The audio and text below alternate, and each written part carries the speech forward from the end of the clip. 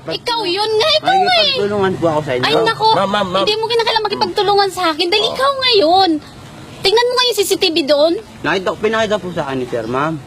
Sabi ko, hindi po ako yan. Baka po yan, mga taga-mataymek, yung pinahanap sa akin nila, sir. Galit na galit ang ginang na ito nang iharap ng news team ang nanloob sa kanilang bahay noong linggo ng tanghali sa barangay Maunlad. Mariin kasi ang pagtanggi ng suspect na si Westdom Griganda aka Wincy na hindi ito umalis ng kanilang bahay noong naganap ang nakawan sa bahay nila Rowena Soniega. Hindi ako yan, sir.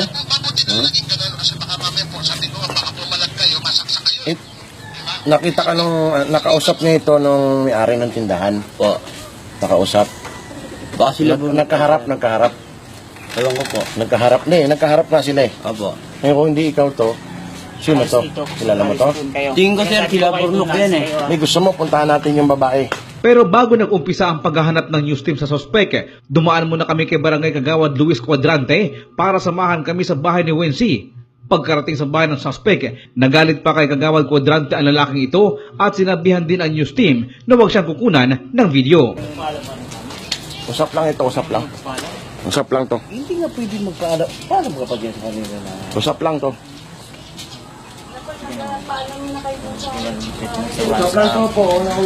Sir, walang video sir sa atin sir. Hindi, document ko lang to, Brad. Trabaho ko to, Brad eh. Sinubukan ding itago ng asawa nito kung nasaan si Wincy. Pinaikot-ikot din kami sa kanilang bahay para bigyan sana ng pagkakataon makalayo ang aming target. Pero dahil sa naikutan na ng news team ang kanilang bahay, napilitan na lamang ang bayaw ni Wincy na pasukin ito sa loob ng kanilang kwarto para kausapin at harapin kami. Umalis to eh. Mas lalo po kayo mahirapan yan, ma'am, kung hindi ka magpapang sa amin. Mas lalo siyang talaga sa langanin yan. Saka may alis ito, tatawag pa akong polis. Usap lang ito, huwag nilang patagalin. Pare si Kaluito, magtiwala ka sa akin. May papakita lang ko sa'yo. Malayo to, Wins. Hindi ka ito ano eh. Panurin mo lang ito. Si Kagawad wala nandun, nandun sa ano.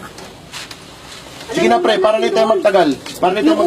Pakikita ko lang sa'yo ito. Pagka hindi ikaw to, alis na ako. Huwag ka na matakot, Wins. Lalong pinapatunayan na ano ikaw. Ngayon, kung tatagal tayo, eh, para mong inaano na may kasalanan ka. Wala ka namang kasalanan, di ba? Pare, ngayon, kung ikaw ito, Wens, ang gusto ko lang sana, mabalik yung cellphone, wag na yung pera. Wala na akong pakialam doon. Kasi may mga kailangan ako number doon.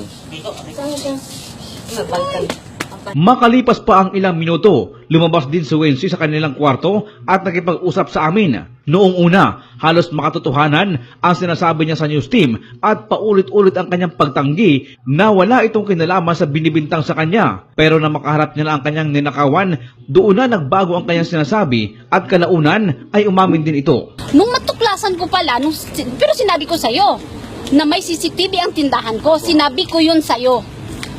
Sabi mo pa sa akin, ay hindi ako ti. Oh, sus. Ma'am, Ma'am, siya ba talaga yun? Ma'am. Siya talaga. Opo. Siya talaga. Paano niyo po na-identify, ma'am? Yan na siya talaga, ma'am. Yan, yung buhok niya, yung pangangatawan niya, yung height niya, yung mukha niyang yan. Sis, kunin mo Oo. mga Oo.